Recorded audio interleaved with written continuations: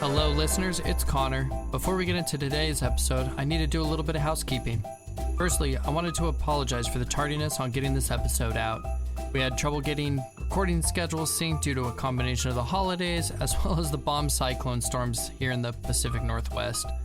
I did want to thank the many listeners who checked in on Alexa and I during and after the storm. Little update, we did have power back on by Thanksgiving and treated the family to an above average meal. Secondly, and much more exciting, we're thrilled to announce a special 2-part holiday mailbag episode for both Christmas and New Year's, and you, our amazing listeners, get to be a part of it. If you want to get involved, it's simple. Just send us a question that you want answered via email at theunmentionablescast@gmail.com. Or if you're a Patreon subscriber, you can drop your questions in our Patreon chat room at patreon.com/theunmentionables. Whether you're feeling playful and whimsical or want to dive into something deeper and more introspective, we're excited to hear from you. We'll do our best to answer as many questions as we can on air, and the best part is that there's no limit to how many questions you can ask. Though I will prioritize the patrons first, as they keep the lights on and pay for our Lego addictions. Don't miss your chance to be part of the holiday fun. We can't wait to hear your questions. Send them to theunmentionablescast@gmail.com or through our Patreon. Now let's get into the episode.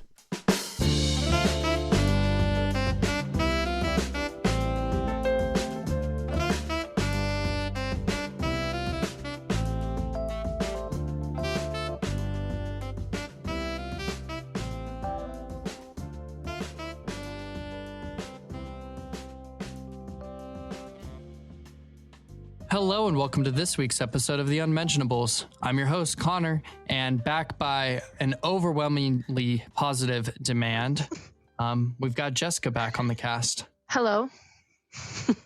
That is all. That's all. Hello.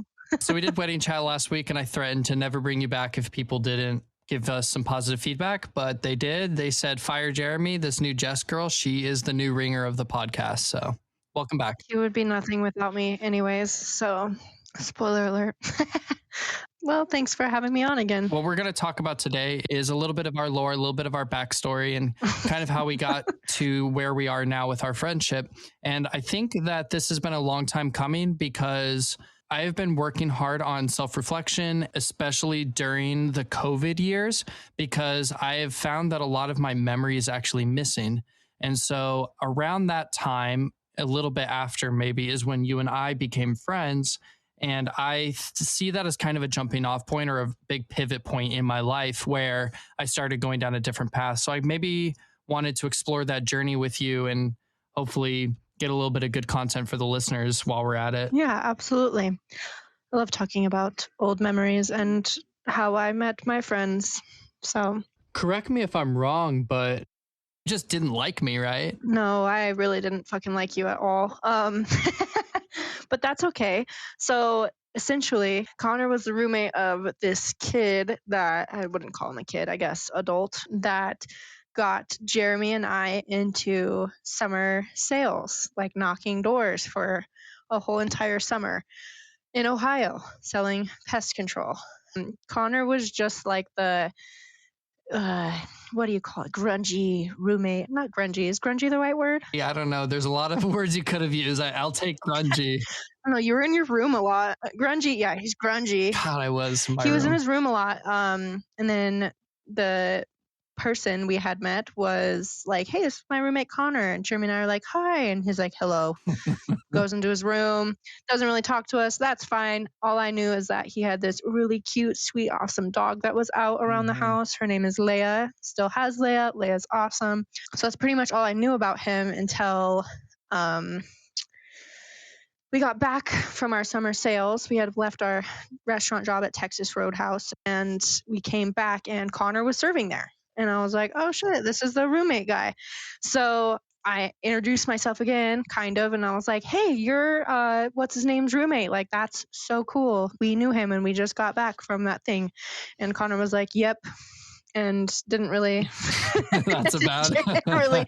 I was like, whatever. So still kind of a douche at that point. And then he met Jeremy, and Jeremy's very outgoing, very social, and Connor, I don't think you liked Jeremy very much. Couldn't stand the guy. He's a social butterfly, and we'll get into it a little bit deeper, but I was in a very, very negative headspace every single day during that time, at least with what I can remember. And, I had just started this new job and I was trying to be, I think anybody starting any new job goes through this, but you're trying to kind of show off a little bit or at least seem cool or seem interesting. And I just was kind of incapable of seeming interesting at the time because I was so in my own head, up to my own bullshit. No, I think it was more so like, dang, this guy's like a hard egg to crack. And I think Jeremy saw right through that. And I think he just was like, no, he's going to be my friend. I definitely was hiding behind a facade of a hard ass, like can't break me. It was the same facade I used when I was an EMT. So it obviously works really well. I can't show emotion or any kind of, deepness to myself or vulnerability. And that's kind of what I resorted to at the time because I was so afraid of opening up to new people. Yeah. To maybe go backwards a little bit, I had gone through a pretty rough breakup where I was pretty heavily manipulated, in my opinion, and was kind of convincing myself that I was just kind of a piece of shit, And I think that your perception kind of drives your reality. So with this idea in my head that I was a piece of shit and that I wasn't worthy of any kind of deepness or real friendships, or the friendships I did have at the time with Dan and a few others, was all I would ever have, starting this new job and having these social butterflies like Jeremy. And honestly, even you, I think it just kind of set me up for failure where it's like, dude, you can't be this hard asshole, douchey guy who hides behind this facade of I'm better than you or I'm cooler than you or some kind of arrogance, Yeah. Well, and I mean, obviously I don't think it took very long though at the same time, because you still have so many friends to this day that you still talk to from that same job, you know what I'm saying? Like Spence and Skibby was a good friend of yours, and Clint, like there's a lot of great people. Zach Ross, Yeah. a lot of people that eventually you opened up, which I think was really, really, really cool. But I don't think that came until later when we had like our little couple friend group. You know what I'm saying? Like once we all started hanging out as a group, that's when I like fondly remember like bonding with you. Definitely. I think our timeline's a little bit weird. Obviously, I have a really hard time remembering back to that. Yeah. I think that I don't know if it's just a defense mechanism or what, but I just have such a poor memory of you and me and Jeremy and obviously Jake and Rue and the rest of our friend group, like kind of bonding.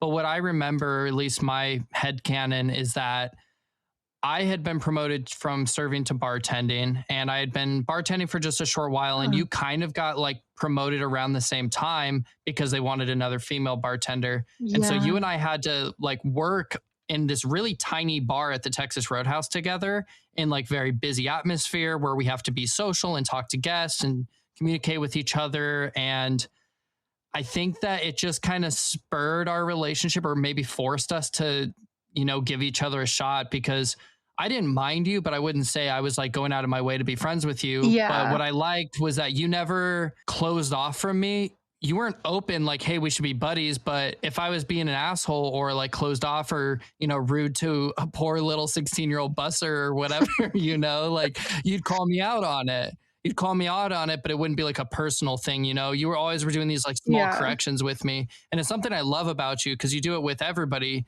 hold people accountable. And it helped me at least, gain a little bit of trust for you and at least a little bit of respect, because there was no way I was going to give Jeremy a chance if you hadn't, really vouched for him. I don't know about that. I think to this day, I still think that you and Jeremy would have found each other without me in the picture for sure. I guess my memory is fuzzy too. I completely forgot we bartended together. That was not in my talking points notes. Well, and we weren't friends when we were bartending together, right? That was like before we became friends. Yeah, I don't know. Cause I don't know. Cause I was friends with, let's call her Diana.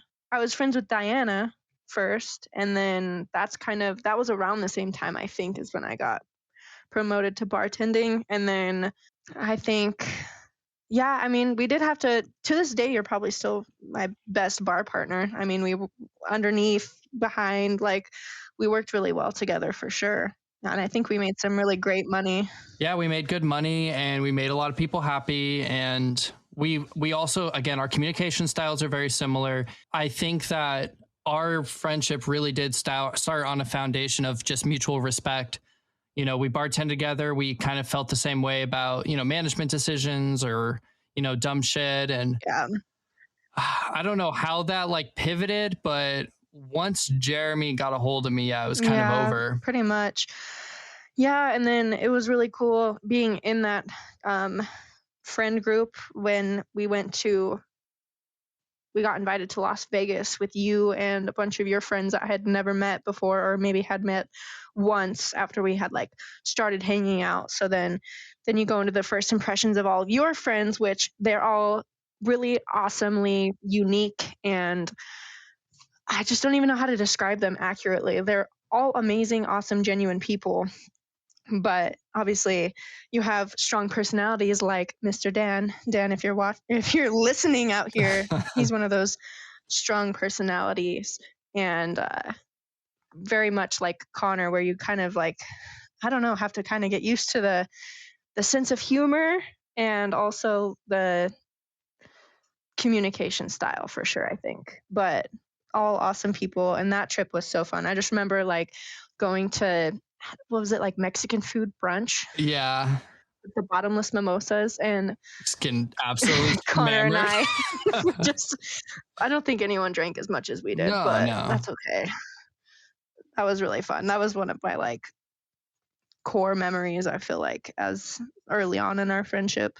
It was nice because okay, I have very few, really close female friends, as I think it's very common where guys hang out with guys, girls hang out with girls. Guys feel Mhm. like they don't want to, I don't know, intrude on a woman, especially like if she has a boyfriend that's my friend. Like I don't want Jeremy to think that I'm like Yeah. stealing you from him or whatever. But I was friends with you before I was friends with Jeremy, and we have interests that are similar, and our jokes are really funny towards each other, and like our inside jokes and stuff. And it's cool to have a friend like you where it's not tied to Jeremy specifically. I think that's like a really awesome thing. And that's the same thing I have with Dan's wife. Her and I have a very separate dynamic from my relationship with Dan. And yeah, I'm really grateful for sure. Well, that's refreshing to hear because I mean, with being with Jeremy for so long, I feel like a lot of people probably view us as Jess and Jeremy, like they're one and the same, like, and we have a lot of friends that happen to be couples as well. But I definitely can say that in those couples, I do feel like there is different dynamics, like you're just talking about. But it's nice to hear that people think that of Jeremy and I too, because I always wonder, I'm like, nah, I feel like, you know, if they were to say something, they think that we would respond the same, which is not necessarily true. I don't know. Does that make sense? No, it completely makes sense. It's why I'm having you on this episode and not Jeremy, is because I think that your point of view on our friendship is, I think, much more interesting than Jeremy and my friendship. Like, we're just a couple of brothers, honestly. I love my relationship with Jerry and I cherish it so much, but I mean, it's not complicated, right? Like, him and I, Yeah. it was kind of love at second sight, Yeah. Whereas I feel like you and I, kind of working in the trenches of the bar together, we forged a relationship not based off of first impressions. You said so in the beginning of the cast, like you really didn't like me. You've said it so many times that you really just could not stand me when we first met. And I mean, I think indifferent is the nicest way I could say how I felt about you. Yeah. Yeah. First impressions are hard. I asked Jeremy not too long ago because I had someone that I had trained with when I was going through the management training at Texas Roadhouse. I didn't like him at first either. And I'm like, maybe that's just my thing. Maybe I just don't like people when I first meet them. But then I'm like, no, I like certain people. So I asked him, I was like, what was your first impression of me? And he's like, oh, I just thought you were a dumb blonde. Oh my God. So then I asked Jeremy, because obviously, I don't know. I don't think I'm dumb. Some of the shit I say may be dumb, but I asked Jeremy, I was like, well, what did you think of me? Like, where we met when, I mean, we were what, 15, 16? And he thought I was a ditzy party girl, which, I mean, probably not that far off in high school. But now when I meet people, I feel like that's an insecurity of mine of some sort. It's like, oh my God, am I being like, hee hee, ha ha ha? To where people are thinking that I'm not intelligent. So now when Jeremy and I have a tiff, sometimes I'm just like, you're making me feel dumb. And he's like, why do you always say that? And I'm like, oh no, I have trauma. Is this what trauma is? All jokes aside, that makes a lot of sense. And I don't think you've ever had to like put up a front with me when it comes to like intelligence. Again, bartending is a very fast paced work environment. And I think that I'm a, like, not to toot my own horn, but I think that I'm a pretty good judge of how people's work ethic is and how, like, I can watch a person and how they manage their tasks and how they manage their time. And I think I pegged you pretty quickly as somebody who is intelligent and capable and competent, you know? Well, ditto. Ditto, buddy. When you're not super interested in a person as a potential friend, that's about as good as it can get, right? Yeah, 100%. At least they're doing their job that I have to work next to them. So that way, you know. And there's even people that are your friends that don't have great work ethic Very true. in the same sense. So I'm kind of curious, do you remember when you decided that you wanted to pursue an actual outside of work friendship with me? I don't think I was the decision maker in that. I think you were actually. I was like, Jess, we should hang out. I think you said, let's hang out in a group. And I was like, maybe. And then I brought it up to Jeremy. And then, of course, Jeremy being the yes man was like, absolutely, let's do it. So I was like. Now, was that at the point where I had started dating my ex? Yes, it would have had to been. Yeah, that makes a lot of sense. Yes, and I hit it off with her pretty instantly. So that was kind of like the, what do we call that? The beginning, I suppose. Mhm. And then you hosted a lot of game nights at your old house. Always been down to throw a good party for sure. Yeah. I think Dan and I might do an episode on party planning some point in the future. So listen out for that. Totally should. Dude, you should invite Kev to that one. Yeah, have Kev on the mic. Yes. Okay. I would love to get into the mind of Kev. Yeah, it's really sleepy in there. Nobody knows what he's thinking. Yeah, nobody knows what he's thinking. But I know the wheels are turning. He's just not very vocal about it. He's a great guy.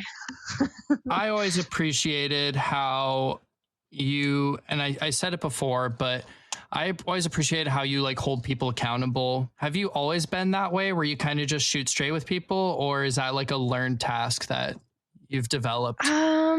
Learned. My parents were always very, very big on accountability. So I think it's also something that I grew up with, but that's even now, like I did a manager assessment with my boss, and the big feedback from the whole team was you should be holding people more accountable. And I'm like, dang, like I thought I did pretty well at that. Oh, that was one of my strengths. Yeah, I was like, oh, fuck.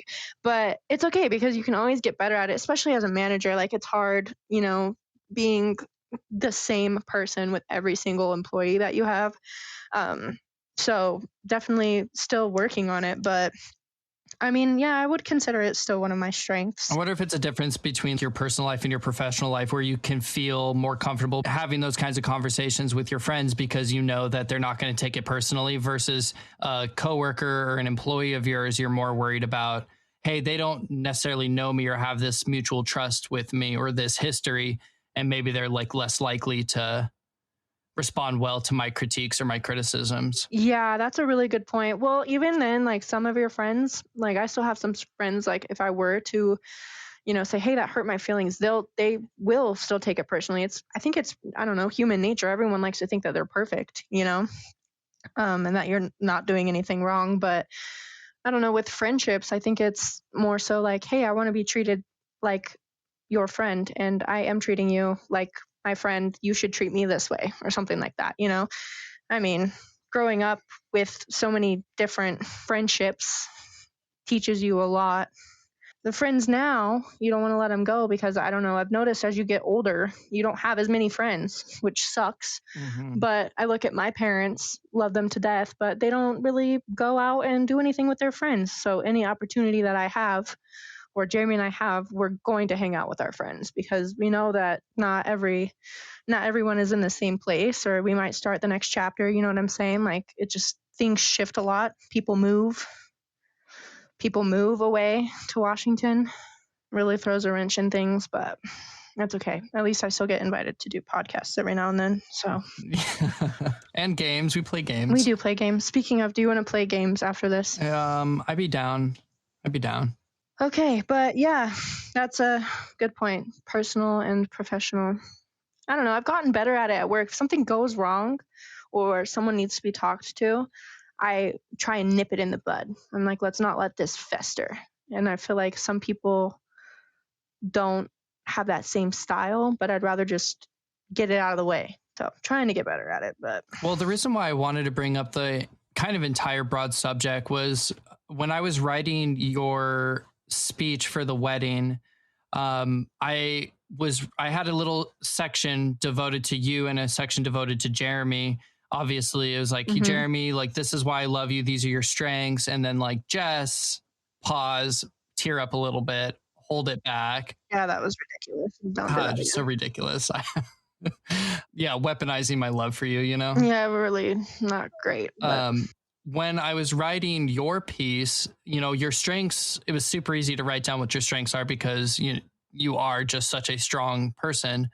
But I was, reaching back into my memory for something to describe why I feel the way I feel about you and all of that. And I was pretty shocked to find that a lot of my memory from our early friendship, which is again something that I think anybody who knows us knows how much I put value on that. It's something that I really have a hard time remembering. Do you have any childhood or early adulthood times where maybe you were going through some like serious trauma and like you just blacked out that memory or that time? Because it's something I'm realizing I'm missing almost an entire year worth of memories. yeah, I mean, I can think of like a few instances. I grew up very blessed where I didn't have too much happen to me as a child with your family or anything like that. Everyone's got shit that's gone on when they've been growing up.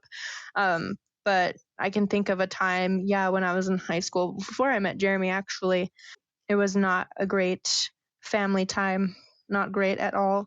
So I remember little things. I spent a lot of time at my best friend Katie's house during that time in my life, and that's pretty much, I don't know, it was almost like replacing like what was going on at home with like hanging out with my best friend. So that's what I remember is hanging out with her and getting to spend the night at her house every single day. And then I look back on that and I'm like, dang, like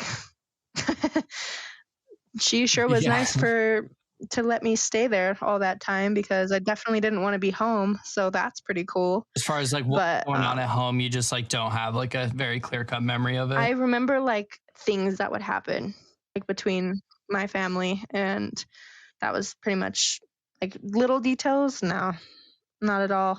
Like timeline, because it was right before I met Jeremy, so like it gets a little fuzzy. Like, did I meet him during that? Did I meet him right before?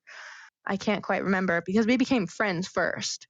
So I'm like, when did our friendship start? Was he like, is that why I became so infatuated with him? It was because I was like also using him as a shield. I have a pretty good memory of when I was an EMT, which I think is the most traumatizing time of my life. I don't really talk about it with anybody, at least specific stories or anything. I pretty much just talk, hey, I made me feel this way, or these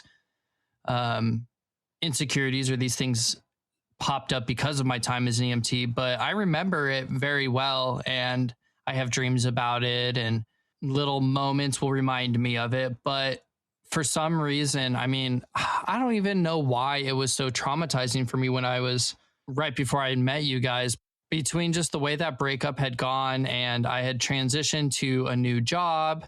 I had retired from my career, decided to go back to school. I think a combination of all these different changes all at once just really put me into like a fight or flight response where I don't know if I'll ever regain my memory of that time. I've talked to my therapist about it, and she says that, it's a pretty normal thing for a lot of us to block out those times. And I think what's interesting is that I can't really remember what happened, but so many people tell me that, I was just sitting in my room all day, every day, and being, what did you call it?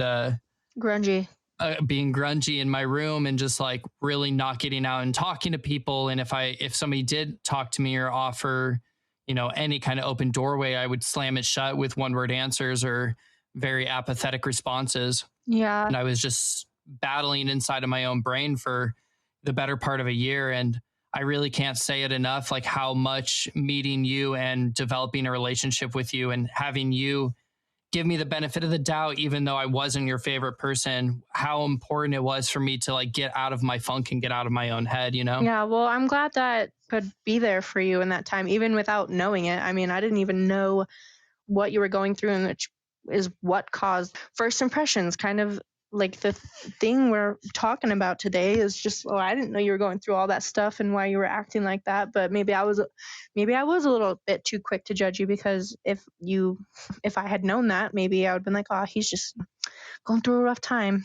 That's why, I don't know, when you meet people and they just don't seem like 100% super happy to meet you too, I don't take it as personally now as I would have like back when I met you, I think it's an important distinction to make, because you and Jeremy are obviously two of my closest friends. You're closer to family at this point, you're closer to me than much of my family. And Yeah. again, if I didn't have you guys, I think my life would have been on a very different trajectory. And I think that, yes, I can confirm that your first impressions about me were very correct. I was kind of a shitty person at the time. I wasn't nice to people. I hid behind sarcasm to insult people. That was a very big thing that I was known for doing, is I would say something really mean about you, but use a tone and an inflection that made it seem like I was joking, but I wasn't joking. I was saying something that was like deeply hurtful to people.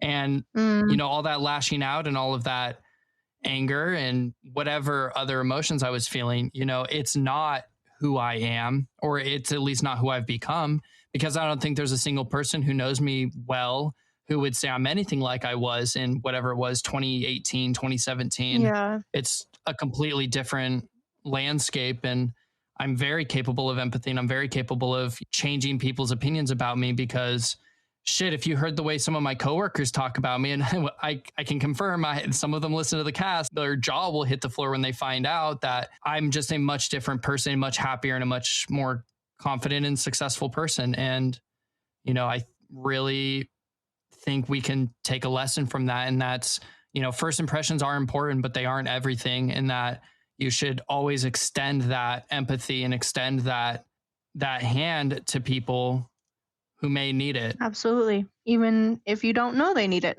Yeah, because you didn't. And that's part of the reason why I loved you guys so much, is you never pried, you never lingered asking why I was such a shithead or whatever. You just took me at face value and corrected me when I was being an asshole and says, dude, quit being an asshole. And eventually say that enough times. And it's like, dude, why am I being an asshole? Like, why does everybody hate me? Why do all my coworkers roll their eyes when they have to talk to me? Or why are these people who I've never met before scared of me because of what other people are telling them, It's like, well, I think that's so funny. Oh, that story cracks me up so bad.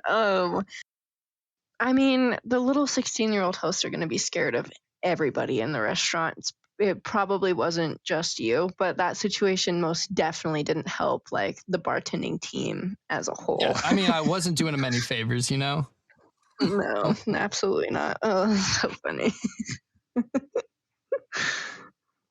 I hope that that's a lesson that you keep, sharing with the world. And that's something that you make a part of you in your future relationships, which it sounds like you has. It sounds like you had met somebody at a work meeting and you didn't have a great first impression. And instead of just writing them off as some asshole that you have to work with occasionally, it's no, let me get to the bottom of my feelings and why I feel this way about this person. Is it irrational, or is there like something deeply wrong with them? And you came to the conclusion that like, yeah, maybe it's not just that they're a bad person or somebody that you don't want to interact with. You know, it was just a bad first impression.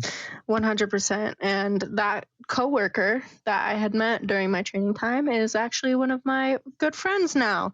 He moved away. Well, he lives in a different area. He lives in Fort Collins. Thomas, if you're listening. But I didn't like him either. I thought he literally was a know-it-all. And then we worked side by side together for, oh man, I don't know, like 2 months, which, and training for Texas Roadhouse management is super intense. Yeah, he's a great little friend to me, and we text every so often. But yeah, I was sad to leave him because we did develop such a friendship over time. Maybe that's the takeaway here, is if your first impression of them is that they're a know-it-all and they suck, you should probably hang out with them because they're probably pretty cool. I know 2 friends of mine now have turned into that. So, and don't forget Dan. That guy fucking knows everything, and he'll tell you about it. Yes, he really does. But he is very knowledgeable and smart. So like once you get to know him, you're like, okay, this guy kind of knows what he's talking about. Well, and he's very loyal, and he loves you guys to death as well, and can't put a price on that. Yeah, we kind of love him too.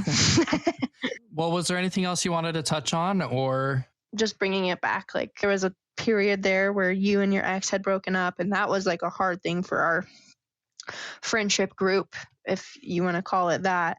Because it was almost like we had to like split the time. Well, we were all friends, and that's like the biggest, or that's the scariest part about having a bunch of close friendships with people in relationships, is like if that relationship fails, you know, that puts a lot of strain on those friendships. 100%. But it ended up being completely fine. And you re-met Alexa. I loved her instantly. I know Jeremy loved her instantly. I know Rue and Jake really liked her when we first met her because she came over, and I remember she was wearing a cutesy little dress, and she was wearing like, I think it was like a leather like black jacket. I was like, damn, this bitch is hot. Mhm. Like, good job, Connor. Like, way to fucking go. And I think now, even with Alexa, you guys are growing together as a couple, but you guys both complement each other tremendously. You know, I know you guys both make each other better people, which is awesome. Well, I appreciate that and sentiment. We've created fantastic memories, you know, with her and you. And hopefully a lot more to come. Well, I think that's going to wrap us up for this week. Jess, I appreciate you coming back on and doing this episode. It was a long time coming, and definitely something I wanted to cover with you because it is something that's super important to me in my journey for self-reflection and self-betterment. So Thank you again, as always. And listeners, he's not an asshole anymore. This podcast proves that. What did they say? Is it this friendship proves that Connor has a heart? Yeah, that's why I tell people, as I say, you know what, you may think I'm an asshole, but like, look at my friends. They're the best friends I could ever have, and they're so much better than your friends. 100%. 100%. Well, thank you so much for having me on. It was great. I love sitting here and talking.